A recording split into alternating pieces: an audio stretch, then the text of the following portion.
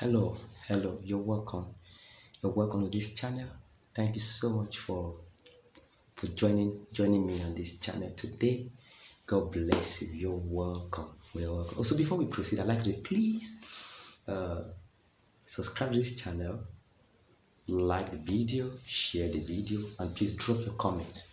I trust the Lord that the fellowship we share on this channel will help your spiritual life, will help your marital life. It will set on a path of feeling and enjoying marital bliss in Jesus' name. Okay, so this in this video, just want to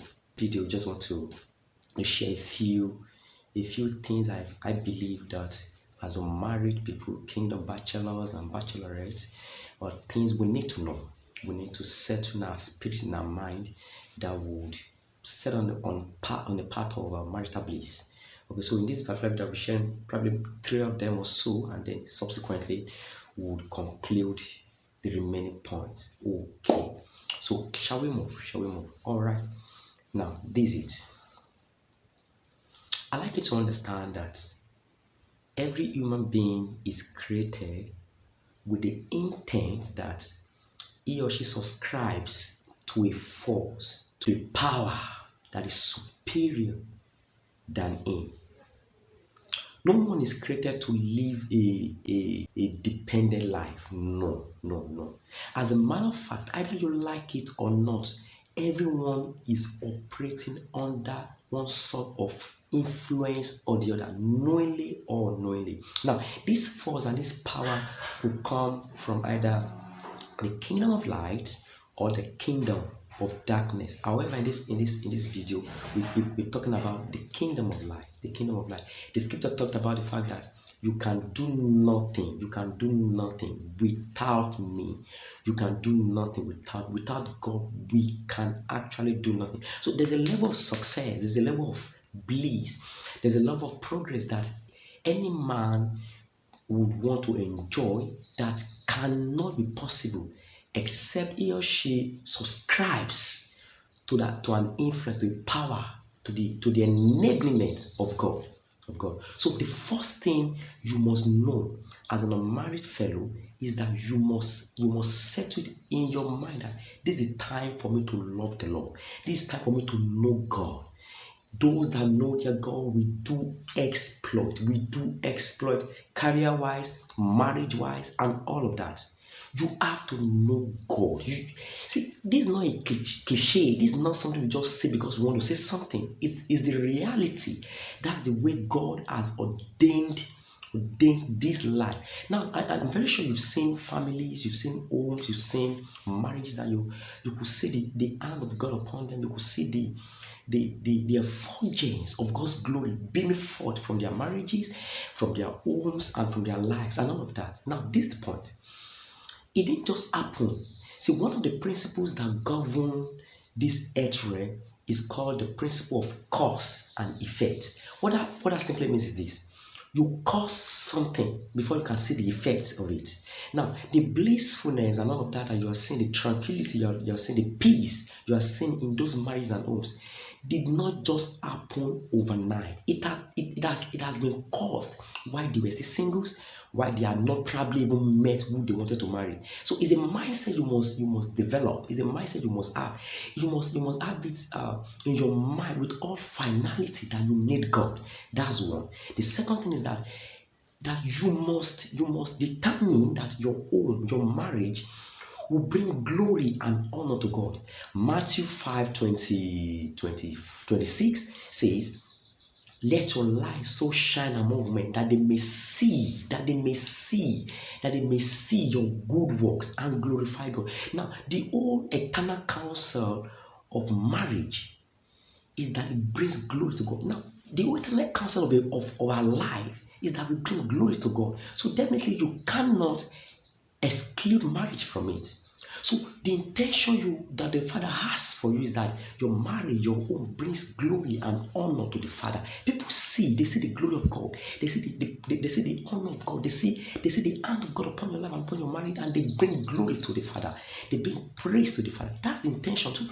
Right now, I don't care if you have not gotten engaged yet, if you don't even know the man yet, you don't even know the woman yet. But what I'm saying is this: you must determine in your heart that my home, my marriage will bring honor to God no matter what, no matter what. Those guys said to we know that God can deliver us, but even if He decides not to, we have decided. It's not something we are contemplating now. It's a long time ago. We have settled it in our spirit that we will not bow because we must bring glory to God. So it's one thing you must know now, before you get married, that your home must bring glory to God. Okay, number two, love. Now, you must decide now, you must determine now, you must conclude now with all finality in your spirit that no man, no mortal man will love your spouse than you do. Such that people begin to see the love of the Father being marked of your life towards your spouse. Now, this is it.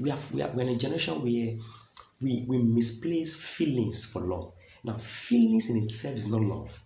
Feelings is just a compartment, it's just an aspect of love. Love transcends feelings. Love is a choice, it's a decision. It's something you decide. Come what may, I will love my spouse. I will so much love my spouse. I will love him. I will love her. Beyond the feelings, beyond, in as much I have chosen to marry him, in as much I have chosen to marry her, I will love him. I will love her. And you're saying under God that no man, no mortal man, no mortal human will love him or her more than you do. More than you do. Ephesians 5:25 is saying that husbands love your wives, even as Christ loved the church and gave up himself for her. That's the kind of love. You see, God did not wait for us to be perfect. God did not even wait for us to become His before He loved us. The Bible said, while we were still sinners, He loved us and died for us, gave Himself for us. That's the kind of love we're saying here. It's a love that you deliberately decide to love. So this is what I'm saying. Even before the man comes, even before the sister comes around and all of that, you are saying, I love you already.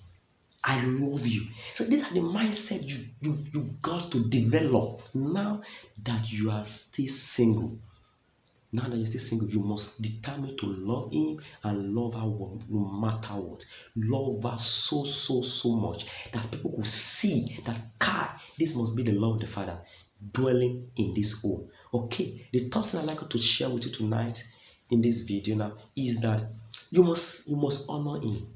Oh no, you must come to a place that you have not met him, you have not met her, you have not started a relationship, or peradventure you are already in a relationship, but you're not married yet. You're saying that I will so honor my wife, I will so honor my husband, I will so now.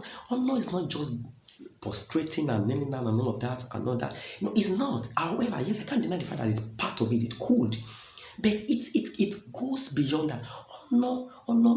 Honor could play out in the way you relate with him, you relate with her, the way you talk to her, the way you present him to your colleagues, to your friends, to your parents, the way you present her to your friends, your colleagues. You must come to a place where when you talk to her, honor exudes from your mouth. When you relate with her, when you relate with him, honor exudes from, it's coming from your heart deeply and sincerely. The Bible is talking about in the book of Philippians 2 and verses 3, it said, we honor one another with all humility, considering other people significant than we are. That's it. See, the kind of honor you give your spouse should be such that people take clue from that honor and gives to your wife, give to your husband. Let your sibling know how much you honor your spouse. Let your parents know how much you honor your spouse. Let your colleagues at work, wherever, know how much you honor them.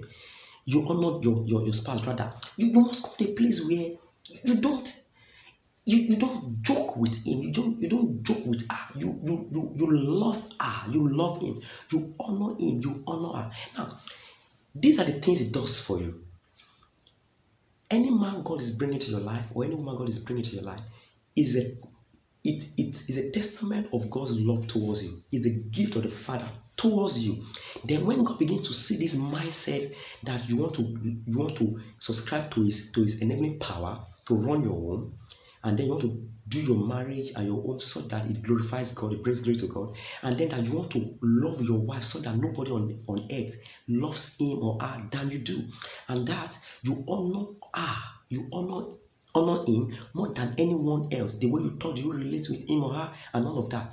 It makes the father knows how sincerely grateful you are for the gift of that man or woman that is bringing your way that he has not even brought. So it's see the Lord sees the heart. So these are the things that helps us see the reality of what we want to see. You're trusting the Lord for marital breakthrough and all that. These are the things you need to begin to put in place in your life. In your life. So I just want to encourage you that these three things will help you. In the next video, I will share the remaining points I have with us that will set us on the path of marital bliss as single people when we get to marriage and all of that. I pray for you in the name of Jesus, by the hand of God, by the hand of Yahweh, that every marital delay, every marital obstacle on your life is broken. In the name of Jesus, I pray for you that the hand of God is strong and mighty over your life. No more siege. The siege is over. The barrier is over. In the name of Jesus, orchestration in the heavenly realms that will bring your spouse your way. In the name of the grace of the Lord that will help you to love God. The grace of the Lord that will help you to honor your spouse and love your spouse. The Lord release upon your life. In the name of Jesus. Thank you, faithful God. For in Jesus' name we pray.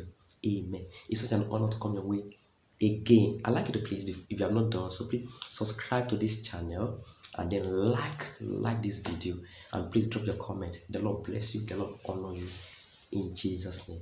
See you in the next video. God bless you. Amen.